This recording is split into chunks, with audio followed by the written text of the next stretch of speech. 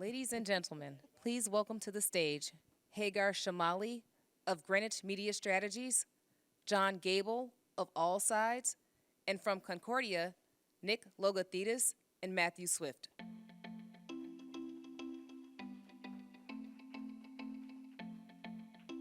Morning, everybody. Thank you for coming. I'm so excited to be moderating this panel. We have a really energetic group here, so we'll try and keep it tight and not too loud. This topic is especially important right now because of the political divides we're seeing. We're seeing political partisan divisions and gaps growing even further, and often the media landscape is what's to blame. But is it really the fault of the media landscape? Is it just the trends of the time? Or is the media capitalizing on it? So I have an awesome panel here to talk about this very topic. We have first, going from here onward, we have John Gable, who is the CEO of All Sides, which is a media solutions company to free people from filter bubbles so that they can understand each other and the world better.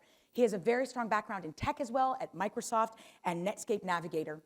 Next to him, I have Nick Logothetis, who is the co-founder and chairman of the Concordia board, and then my personal friend and Matt Swift, who I'm sure you've heard from today already. He's the CEO of Concordia. I'm excited to dive into this as somebody who comments in media. I was a civil servant in government for a very long time, and what I find funny now is back when I was a civil servant, it was very normal to not have a political bend when you worked in the government. And now I find I am consistently accused of having had a political bend when I worked in counterterrorism, something that is a national security issue that really isn't viewed with a political lens. So John, I want to start with you to talk about how people are increasingly identifying with their political affiliations and what that is doing to our society. As someone who focuses on foreign policy around the world, when you see people identifying with religion or political affiliations, it is a fast track to conflict. So how do you see that developing? Do you think it'll get worse? And are there solutions to manage this? Yeah, so I think to address a problem like that, you have to think about how did it happen? And it's not really just the media's fault. So 25 years ago, when I was at Netscape, I actually gave a speech where I thought the internet and technology might evolve to the point, do all these wonderful things that we had intended. I mean, the hope was that we'd be able to get better information, make better decisions, get to know each other over distances better. But I thought it might also train us to discriminate against each other in new ways. And it's done that and done a lot worse, because what happens is when we see one information over and over and over and over again, we become confidently ignorant. And there have been a lot of studies that when we only know people just like us, and we only hear a point of view we agree with, we all become much more extreme. We all become much less tolerant of any other idea or any other person. And so I see that's being driven more by the changes in technology, and that the media is actually just the worst example of it. But this has happened in society in human history before, when big changes of technology changed our society, and it was really bad at first. So we think of the printing press, and we think about the Reformation and Enlightenment, but we forget that for the first 100 years of the printing press, there was chaos. There was a lot of pornography. There's a lot of made-up stuff that's not true. There was a lot of demands to go storm the castle and attack people, and people responded, and the establishment fought back. There were even stories about people having their heads in their books all the time and not interacting with each other very well. The analogies are amazing, but after about 100 years, we learn as a society through new technologies like libraries and credible publishers, as well as a media literacy, where we began to understand how the written word that may or may not be true and how to interact with it in our lives. We're at that same chaotic time in our history right now. And I actually think our job, along with a lot of the people working on this, is to reduce that 100 years of chaos and horror down to about 20. And I think we're about halfway through. Oh, there's a light at the end of the tunnel. Well, the best light is that today people understand there's a problem. When I started All Sides, started doing prototypes 10 years ago, I'd have a meeting with somebody for half an hour. And at the end of it, they would be kind of, oh, I guess that's a problem. And you could hear them thinking to themselves, go enjoy your little academic project. Now if I spend more than 5 minutes on the problem, they're impatient with me and kick me out because we got to get to solutions. Just like an addict, you can't solve the problem until you know it exists. So I see it as actually on a good place because we do understand the problem. And if you look at data, not just what's being covered in the media, which is, forgive me, misleading, but if you look at the data, you see a huge pushback against those extremes, against that division. People actually want to have things solved. They have problems they need to deal with, and they're getting exhausted. These extremes that are making us dysfunctional. That is our opportunity. Whether you're a technologist or in government or just a regular person in media or a regular person, we have that opportunity, and it's beginning to happen. So that's good news. And it's a perfect segue, actually, to Nick. I want to turn to you about the angle of how you see things from Concordia. And if you could talk a little bit about the cross-collaboration that Concordia fosters between organizations and the public-private partnerships. How do you see that facilitating the conversations between two or more sides? And do you see over the last few years, has it become more challenging to do that? Or do you see that there are all these people who really want a safe space for that kind of collaboration? Yeah, thank you. And thank you for the opportunity to be here. I think when Matt and I started Concordia 12 years ago now, one of the sort of key principles that we talked with each other about and that we have stuck to religiously, I think, is to be a nonpartisan, both nonpartisan and bipartisan, meaning if we are talking about something political, we're talking about it from both sides. If we're not talking about something political, we are, there's not a political angle to it. And we work very hard at that. And sometimes it goes better than other times. But I also, I think in today's divided world, in today's world where, at 8 p.m., if you turn on cable news and you watch MSNBC versus Fox, you literally live in two different universes. It's like, completely. You could, and you think to yourself, if I'm only watching this or if I'm only watching that, I would have a very different viewpoint than I may have. So Matt and I continuously work on it. And I think people, after some years, have come to view Concordia as one of the few really nonpartisan, opportunities to discuss issues out there. So it is, I think, in many senses, our competitive advantage, being viewed as a nonpartisan entity. It also, to be very honest, it helps that, Matt and I, as the founders and leaders of the organization, let's say, are not on the same side of the political spectrum. And so we at the top, even if it wasn't the case, we would still work at it, but it does help. I think it's telling how much work it takes. I was telling John before coming here that I had to think about what I was going to wear, what color I was going to wear, because I didn't want anybody to accuse me of being one side or the other. So I ended up representing the Green Party, I guess. Fight climate change.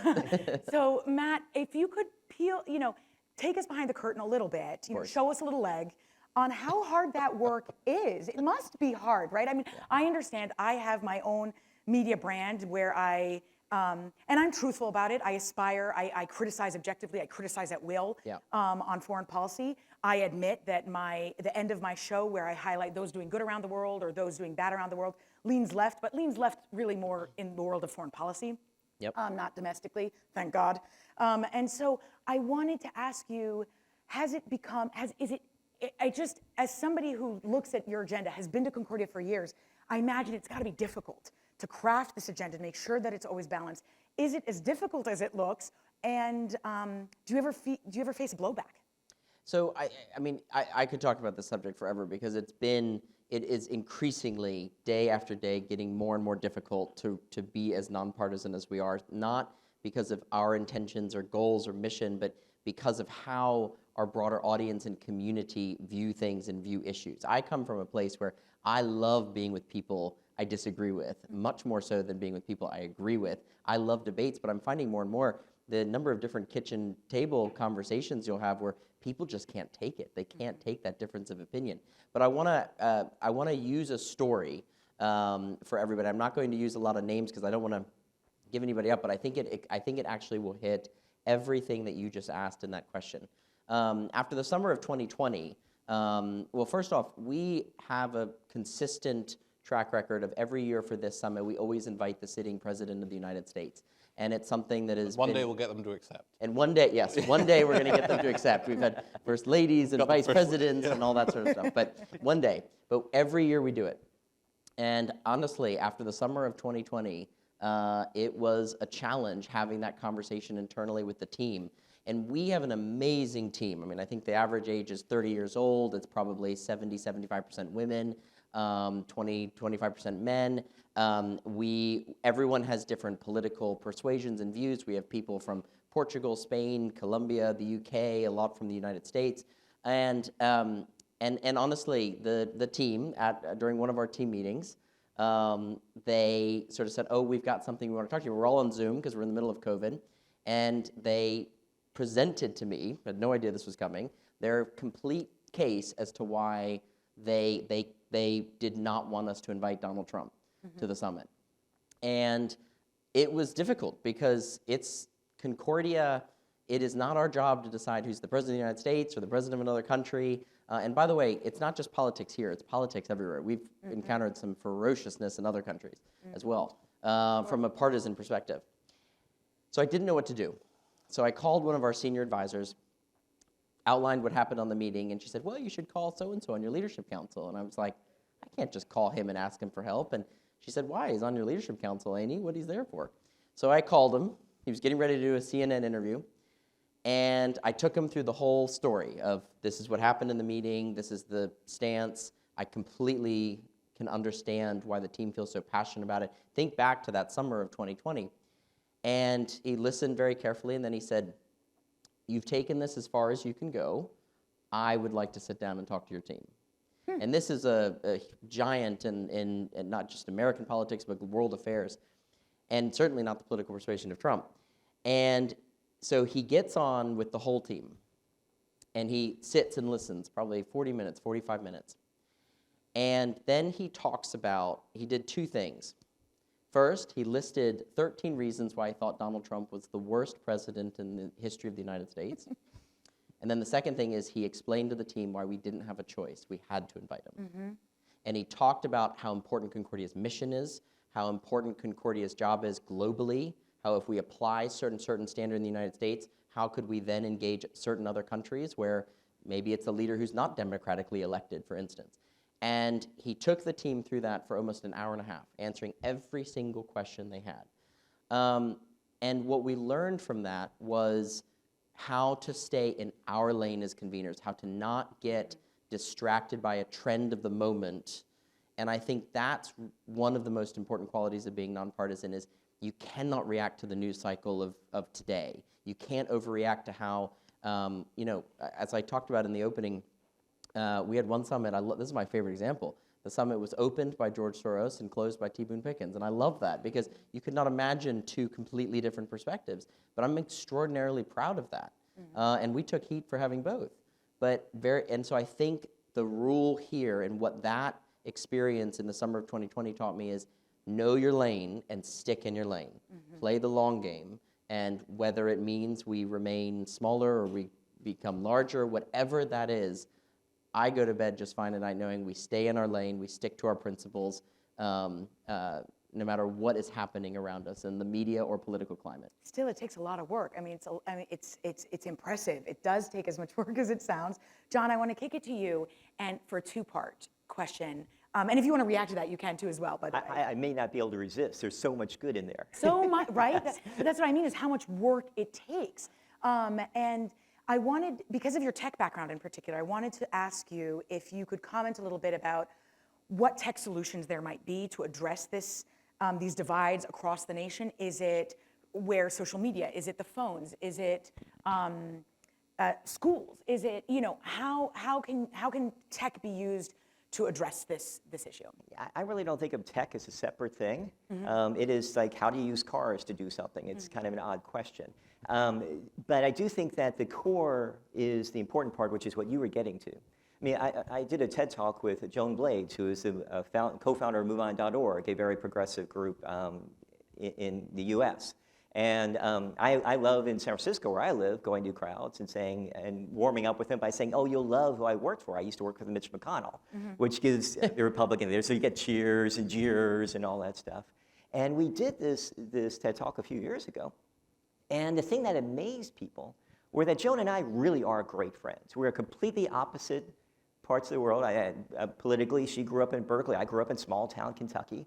But we are generally friends, and we work with each other all the time. And we came together to do a schools program, and we're being used in all 50 states to help schools to learn the kind of thing you already learn and demonstrate here, is listening to the other and discovering the humanity of the other and believing in that as the right way to solve problems. So we could talk about the great moral value of listening to each other and understanding differences, and I do believe in that, but forget that. From a practical stance, if you want to solve the problems, whether it's climate change or immigration or international war, because this is not a US-only problem by any stretch of the imagination, the only way to really resolve it is to actually listen and understand the other person. The problem isn't that we disagree with each other. It's what's called affective polarization, where you and I disagree on an issue, therefore you must be evil. I will not work with you on anything. That is what breaks us up.